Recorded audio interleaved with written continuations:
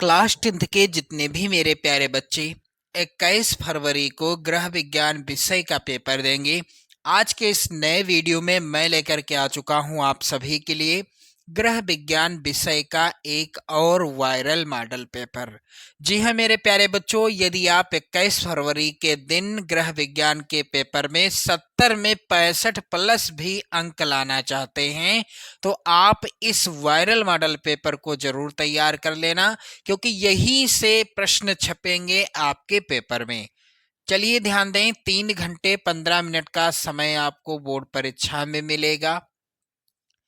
प्रारंभ के 15 मिनट परीक्षार्थियों को प्रश्न पत्र पढ़ने के लिए निर्धारित हैं। निर्देश जरूर पढ़ लेना, सभी प्रश्न करना अनिवार्य है। प्रश्न पत्र के 2 खंड रहेंगे, खंड आ और खंड बा। खंड आ में 1 अंक के 20 बहुविकल्पीय प्रश्न देखने को मिलेंगे और इन प्रश्नों का उत्तर आपको ओएमआर सीट में भरना होगा। ध्यान देना मेरे प्यारे बच्चों, ओएमआर सीट में आप इन प्रश्नों का उत्तर भरोगे।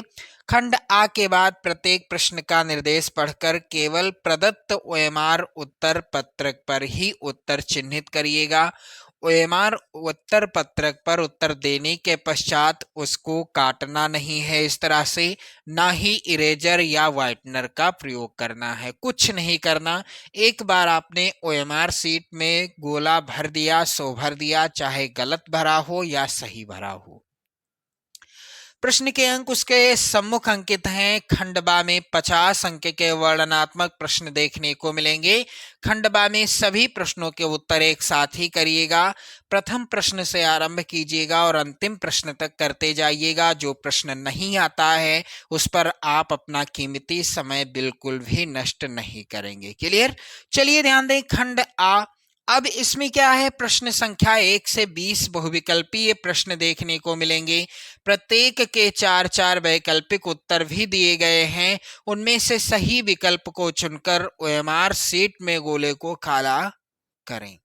चलिए ध्यान दें, कौन सा बजट का अनिवार्य भाग नहीं है। सबसे इंपॉर्टेंट प्रश्न ये है और इस प्रश्न के साथ ही साथ इस वायरल मॉडल पेपर में जितने भी प्रश्न देखने को मिलेंगे बिल्कुल 21 फरवरी के पेपर में 100% छपने वाले हैं। तो इनमें से कौन सा है जो बजट का अनिवार्य भाग नहीं है? तो भोजन बजट का अनिवार्य भाग है, शिक्षा भी है और आवास भी है। राइट आंसर डी वाला सी वाला होगा, फैशन बजट का अनिवार्य भाग नहीं है। दूसरा प्रश्न है ध्वनि प्रदूषण। यहां पर मिसप्रिंट हुआ है, थोड़ा सा मैं क्लियर कर दूं। यहां पर होगा क्या, ध्वनि प्रदूषण किसमें मापा जाता है? तो ध्वनि प्रदूषण मेरे प्यारे बच्चों डेसिबल में मापा जाता है। यहां पर डी वाला ऑप्शन सही होगा। अगला है प्रश्न, अत्यधिक वमन और अतिसार के कारण होता है। तो अत्यधिक वमन और अतिसार के कारण क्या होता है? तो यहां पर ध्यान दीजिएगा, निर्जलीकरण की स्थिति आ जाती है।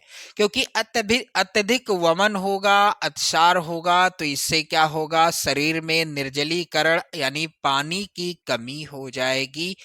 जब शरीर में पानी की कमी हो जाती है तो उसे क्या कहते हैं, निर्जलीकरण कहते हैं।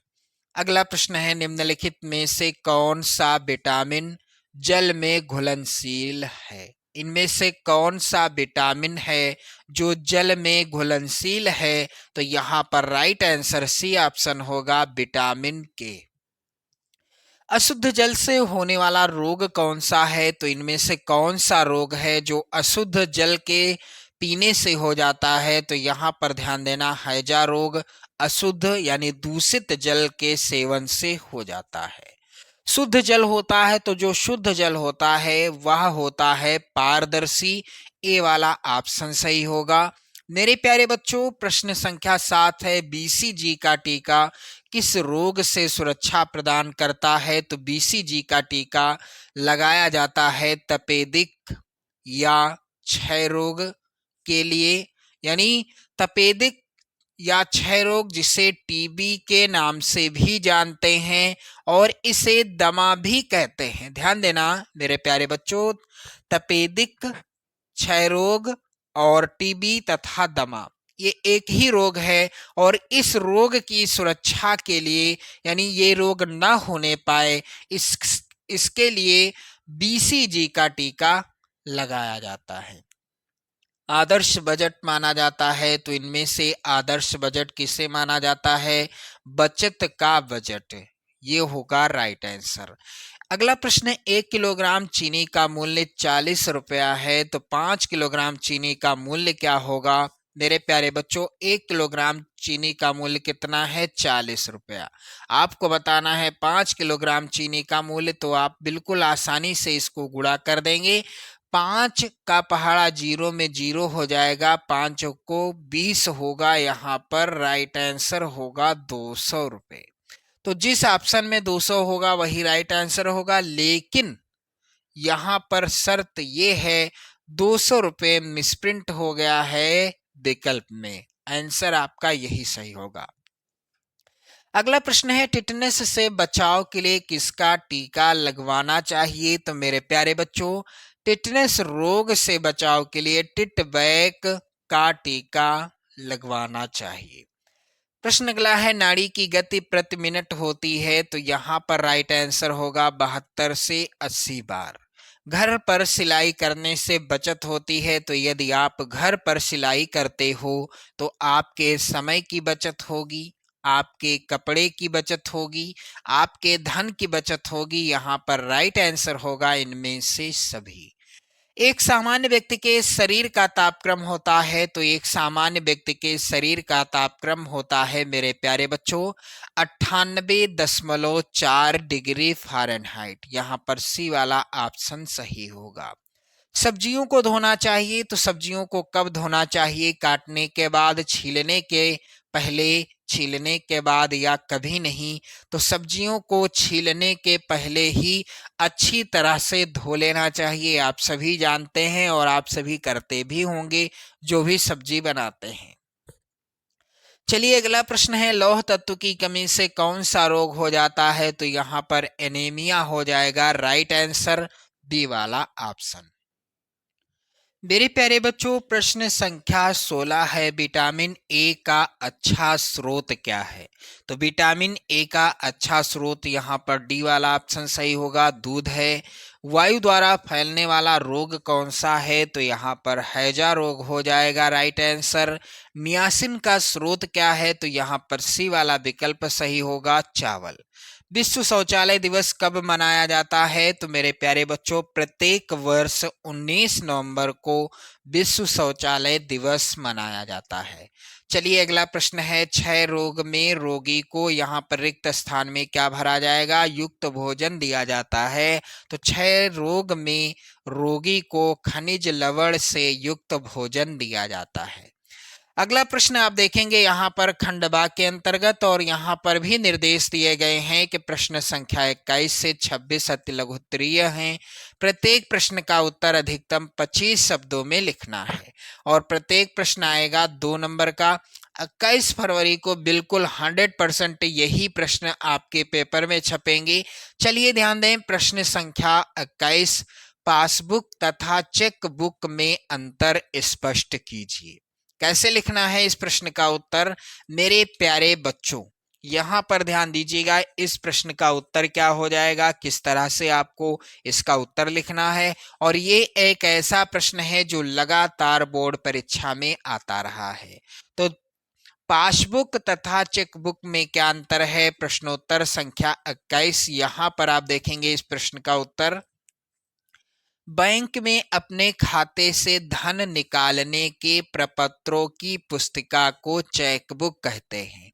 यानी बैंक में अपने खाते से जो पैसा निकाला जाता है, उस प्रपत्रों की पुस्तिका एक जो होती है जिसमें लिखा होता है कि खाते में कितने पैसे हैं, कितने जमा किए हैं, उसे ही क्या कहते हैं?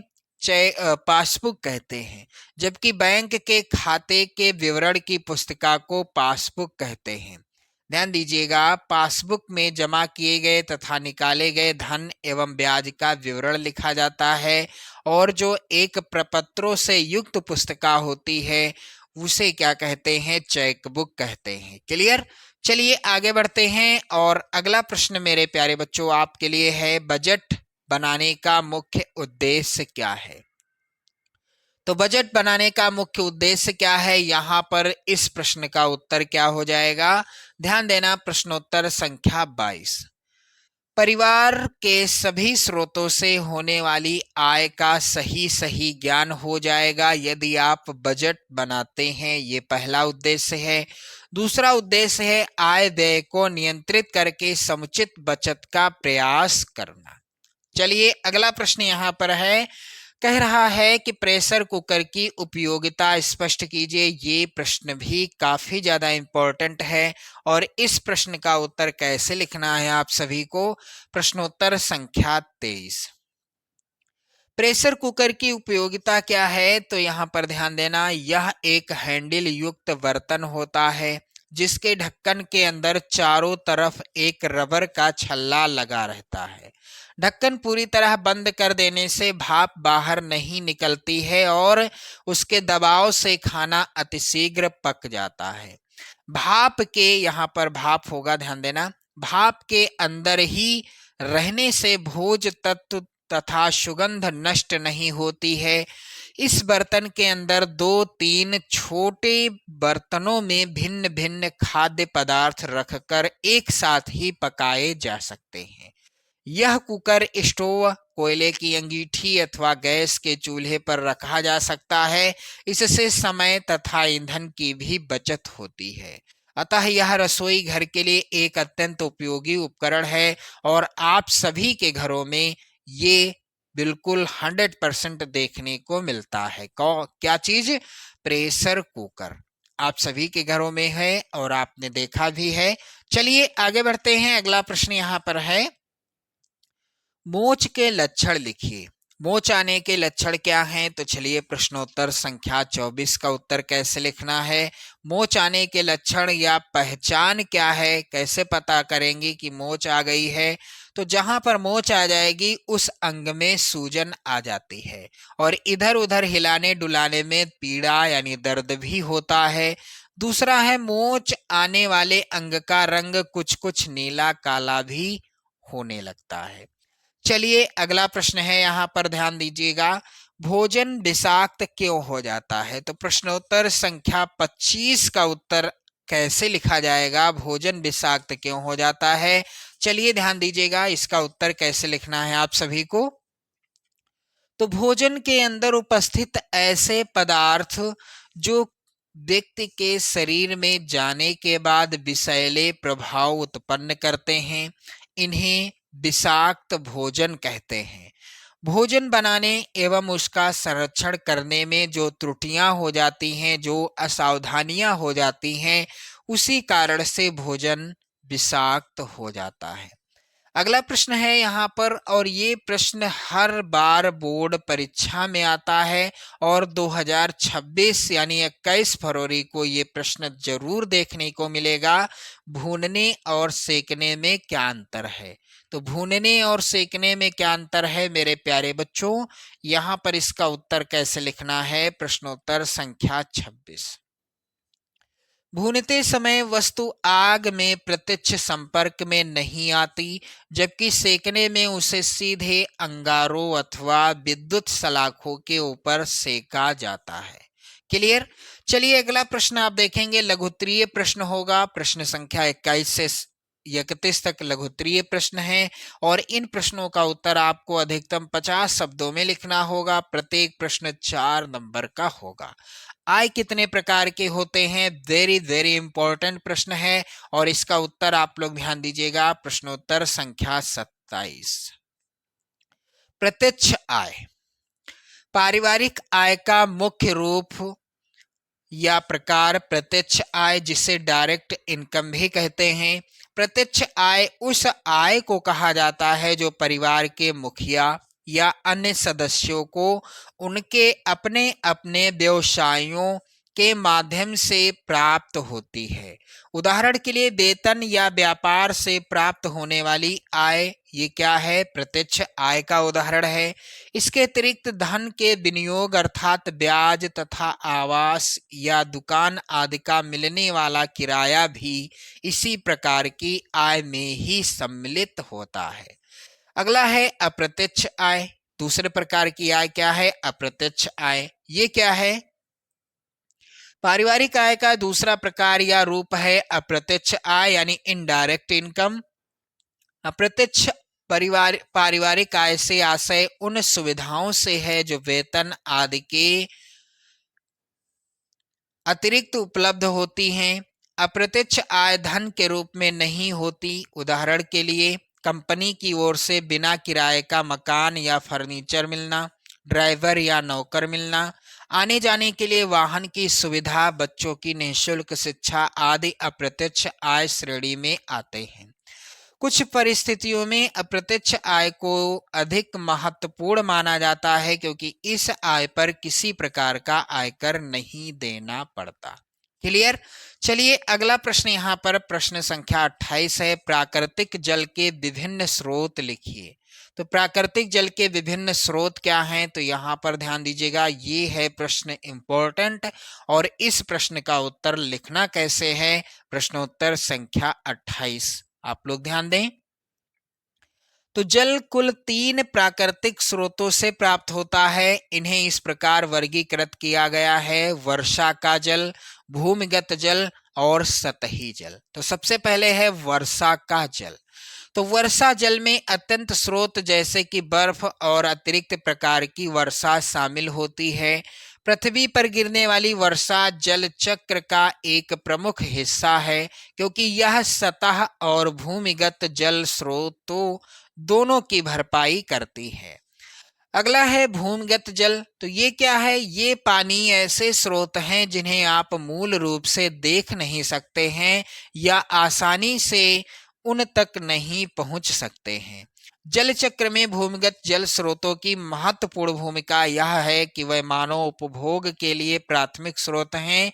पानी के इन भूमिगत निकायों तक अक्सर कुओं के माध्यम से पहुंचा जाता है और जब सतह के नीचे दबाव बहुत अधिक होता है तो यह पानी ऊपर की ओर ढकेल दिया जाता है और झरनों के माध्यम से बाहर निकाल दिया जाता है।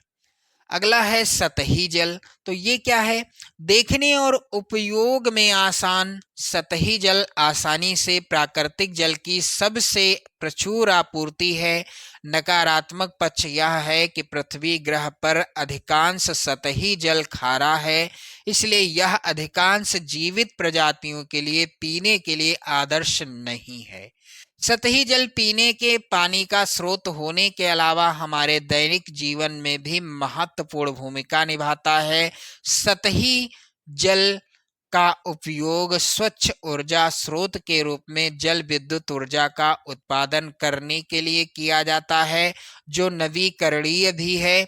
सतही जल की आपूर्ति वर्षा, झरनों और ऊंचाई वाले स्थानों तथा ग्लेशियरों से पिघलती बर्फ से होती है। तो ये हो गए 3 प्रकार के जल के स्रोत। चलिए अगला प्रश्न मेरे प्यारे बच्चों है, कह रहा है कि सब्जियों को काटने से पहले क्यों धोते हैं? सब्जियों को काटने से पहले क्यों धोया जाता है? तो चलिए इसका उत्तर आप लोग यहाँ पर देखेंगे। प्रश्नोत्तर संख्या यहाँ पर 29। सब्जियों के छिलकों में विटामिन व खनिज लवण पाए जाते हैं, अतः सब्जियों के छिलके छीलने से उनके पोषक तत्वों की हानि होती है, जिनसे बचने के लिए सब्जियों को भली प्रकार धोकर छिलका युक्त ही काटकर पकाना चाहिए। इससे छिलके में उपस्थित पोषक तत्व सुरक्षित रहते हैं। दूसरा है मोटे छिलके वाली सब्जियों के छिलके अधिक गहरे नहीं छीलने चाहिए क्योंकि पोषक तत्वों के छिलकों के साथ निकल जाने की संभावना रहती है। क्लियर?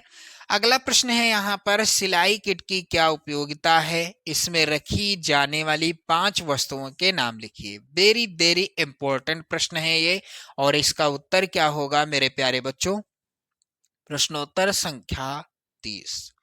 सिलाई किट की उपयोगिता क्या है? तो सिलाई किट बनाने से सिलाई कटाई के समस्त उपकरण एक साथ सुरक्षित हो जाते हैं, जिससे ये सामान्य रूप से गायब नहीं होते तथा आवश्यकता पड़ने पर किसी भी उपकरण को तुरंत उपलब्ध किया जा सकता है। सिलाई किट में रखी जाने वाली सामग्री कौन कौन सी है? तो यहाँ पर ध्यान देना, फीता जिसे इंच टेप कहते हैं, कैंची, मिल्टन चौक, धागे, पिने आदि।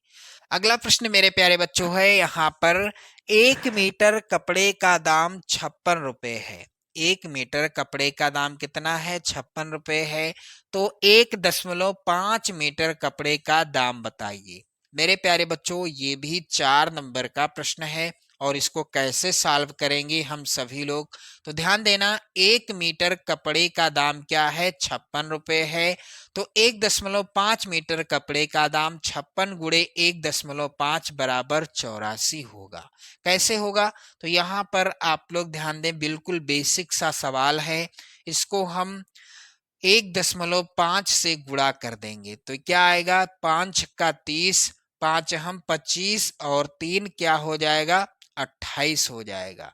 अब यहाँ पर इस तरह से करेंगे, 1 छक्का 6, 1 पंचे 5, ये हो गया।